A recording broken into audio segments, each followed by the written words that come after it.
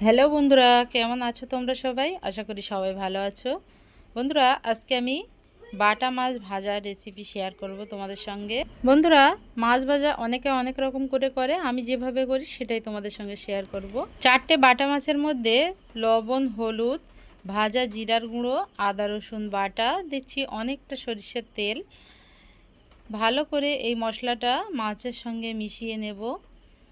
তো মাছের সঙ্গে খুব ভালো করে মশলাটা মিশিয়ে আধা ঘন্টা রেখে দেব, তারপরে আমি ভাজবো। এতে করে মাছের মধ্যে খুব ভালোভাবে মশলা ঢুকে যাবে আর মাছটা খেতে ভালো লাগবে।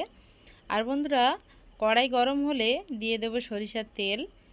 তো বন্ধুরা, এক্ষেত্রে কিন্তু কিপটেমি করলে একদমই চলবে না, মাছটা আমি পুরো ছ্যাঁকা তেলে ভাজবো।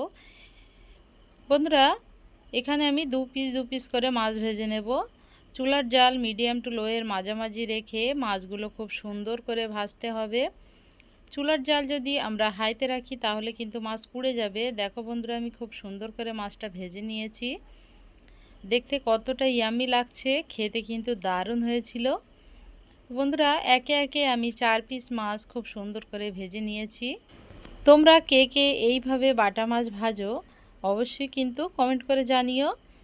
আর মাছটা দেখতে একটু ভালো লাগার জন্য উপর থেকে আমি একটু পেঁয়াজ দিয়ে দিলাম। তো বন্ধুরা, আমার আজকের এই বাটা মাছ ভাজার রেসিপি তোমাদের কাছে কেমন লাগলো কমেন্ট করে জানিও। ভালো লাগলে বন্ধুদের কাছে বেশি বেশি করে শেয়ার করো আর চ্যানেলটা সাবস্ক্রাইব করার অনুরোধ রইল।